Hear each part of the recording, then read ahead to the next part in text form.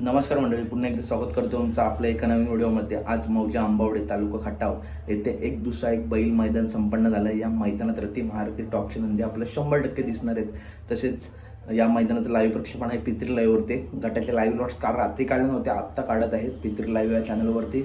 त्या लाईव्ह लॉटमध्ये काही टॉप नंदींचे गट तुम्हाला सांगतो। तर जगदीश बापू शिंदे यांचा पिस्टन 22 अकरा किंवा सोन्या 22 अकरा किंवा मल्हार आपला गट क्रमांक 16 मध्ये तास क्रमांक 7 वरती। तर दुसरी चिठ्ठी आहे गट क्रमांक 19 मध्ये तास क्रमांक 4 वरती। या गटात आपला हे नंदी पळताना दिसू शकतात।